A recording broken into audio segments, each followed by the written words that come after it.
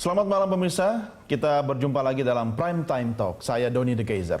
Pemirsa, jajak pendapat Lembaga Survei Indonesia atau LSI menunjukkan elektabilitas Basuki Cahayapurnama atau Ahok kembali naik setelah sempat terus menurun sejak bulan Maret lalu. Kasus yang membelit Ahok ternyata tidak berpengaruh besar bagi kepopuleran Ahok di mata publik Jakarta. Ahok yang mulai memperbaiki gaya komunikasinya menjadi salah satu faktor elektabilitasnya kembali rebound. Lalu akankah pemirsa elektabilitas Ahok akan terus bertahan sampai Pilkada DKI berlangsung di bulan Februari tahun 2017 nanti? Akankah cita-cita dari kubu Ahok Jarot akan melanggeng satu putaran di Pilkada DKI Jakarta bisa terwujud? Kita akan membahas bersama narasumber yang telah hadir di studio kami. Di antaranya ada juru bicara tim Juli Antoni, peneliti dari Lembaga Survei Indonesia Adam Kamil, dan juga pakar politik dari LIPI J. Kristiadi. Selamat malam Bapak-Bapak sekalian. CSIS, CSIS, ya. Ini untuk menguji keseriusan. Ya. Itu sebenarnya ngelesnya presenter yang salah. Tapi kalau nyalain teleprompter kan nggak boleh. Pak Kris, terima kasih sudah hadir. Yang saya heran ini adalah dari juru bicara aja raja loh. Betul. Untuk urusi calon gubernur, monarki, raja gitu kan. Apalagi penelitinya manusia pertama di muka bumi. Terima kasih Bapak-bapak sudah hadir bersama kami. Saya sudah melihat hasil penelitian dari LSI. Apakah hasil itu memang sudah mencerminkan keadaan yang sesungguhnya sekarang ini? Oke. Ya memang dibandingkan dengan temuan kita sebelumnya, temuan indikator maksudnya, itu memang tampak ada perubahan peningkatan terhadap dukungan Ahok. Yeah. Kemudian juga ada kecenderungan indikasi penurunan di sisi pemilih Agus. Sementara di sisi pemilih Anies itu relatif stabil gitu kan. Jadi yang turun di Agus ya? Agus. Ini tapi kalau ada kaitannya dengan program debat yang berlangsung televisi? Oh itu kita tidak tahu karena kita tidak mengukur itu, kita tidak menanyakan itu.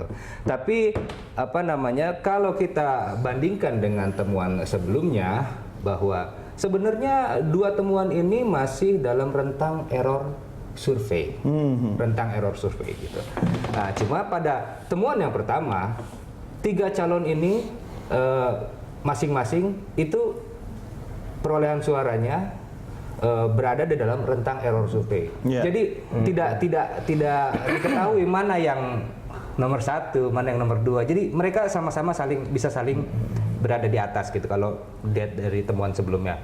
Untuk temuan saat ini gitu, ada perubahan atau ada perbedaan yang signifikan antara basis dukungan Ahok dibandingkan dengan basis dukungan Anies gitu.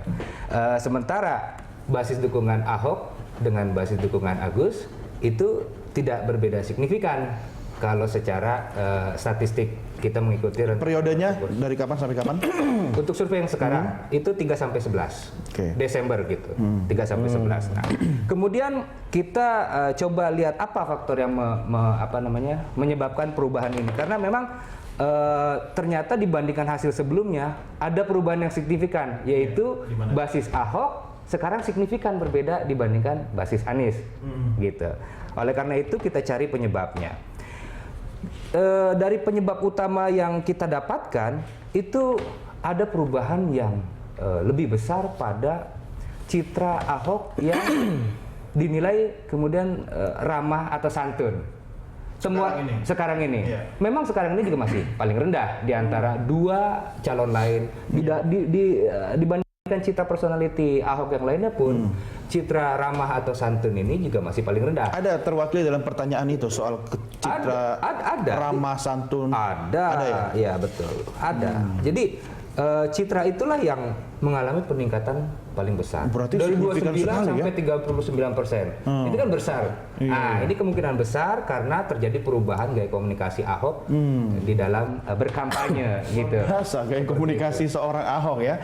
Ahok diam aja jadi berita. Gimana kalau dia ngomong gitu. Sebelum lebih lanjut saya minta pendapat Pak Kris soal ini. Bagaimana dari rentang 3 sampai 11 Desember Anda melihat apakah rebound ini betul-betul mencerminkan akan memperkuat posisi Ahok nanti ke depannya, atau ini sudah final sebenarnya? Begini, Sebetulnya kalau saya ikuti ya, secara agak cermat mengenai survei-survei ini hasilnya kayak roller coaster aja, naik turun. Sehingga memang saya mesti kadang-kadang harus mencermati satu persatu. Oh, ini ternyata bisa turun naik atau ada dinamika ini karena memang surveinya sangat purposif. Misalnya apa survei purposif itu? Survei yang cuma mengandalkan dari pemilih yang lalu. Bisa terjadi seperti itu. Atau lagi mungkin kurang valid karena apa? Karena ada suasana yang mencemaskan di masyarakat, ya, atau ada masalah penetrasi kepada birokrasi yang kemudian menyebabkan kalau para peneliti itu, surveyor ini meminta data survei di RT tidak diberikan semuanya, diberikan ya pokoknya lah, karena ada seperti itu. Nah ini saya memang mungkin terus terang saya kalau begini, saya percaya kepada lembaga survei Indonesia, itu mudahnya, saya percaya. Tapi saya masih ingin tanya juga bagaimana apakah samplingnya itu cukup representatif yang mewakili masyarakat Jakarta. Karena kadang-kadang ada yang juga tidak mewakili, itu pun berani juga ngomong begitu. Ya, jadi ini bagi saya, kecuali urusan metodologi, urusan trust ya. Urusan rasa percaya, itu satu. Tapi yang kedua juga sebetulnya, saya sebetulnya kurang, begini terus terang aja, kurang agak antusias tuh ya, membicarakan menang dan kalah apa ini, karena bagi saya ini tentu sesuatu yang penting untuk permainan ya, karena politik ini sebetulnya permainan dalam arti apa? Dalam arti ada aturannya, bukan kemudian juga sesuatu yang dipertaruhkan hidup atau mati, tidak begitu. Anda bisa mengatakan gitu Pak Kris, ya, bagi orang lain ada makanya saya mengatakan seperti itu supaya jangan jadi seperti itu, karena juga dua kompetisi Pilpres dan sekarang bagi saya memprihatinkan. Ya, Pilpres membelah bangsa, ini pun juga begitu. Kalau untuk soal pilkadanya Mas Ahok ini menurut saya soal urusan kecil aja nih. Tapi kemudian yang terjadi adalah ada gelombang balik ya dari proses demokratisasi kita menjadi proses yang bagi saya tidak sangat jelas nih.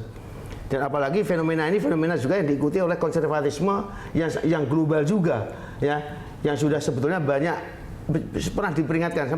Saya selalu menunjuk suatu buku ya yang ditulis oleh Jack Snyder ini, yang dari pemilu ke pertumbuhan darah, from voting to violence ini betul-betul ada dinamika di dalam masyarakat global juga mulai meragukan ini apa sih ini. Kalau demokrasi atas dasar individualisme apa ini, apakah juga bisa ini bener nih? Kok masih banyak orang yang tertinggal ya kan? Jadi kemudian etnonasionalisme ini yang kalau di bahasa kita bahasa sara ini itu memang mulai menggumpal ini nggak adil nih kalau begini-gini seperti itu. Nah ini yang saya sebenarnya sangat cemas sebetulnya. Tapi tentu saya harus juga masih percaya bahwa bangsa ini bangsa yang cukup besar, karena telah juga mengalami berbagai macam ujian yang mungkin jauh lebih berat daripada sekarang ini. Tapi pada masa reformasi ini menurut saya ya, dan dalam konteks demokratisasi, Pilpres yang lalu dan pilkada sekarang ini bagi saya mencemaskan. Bagi saya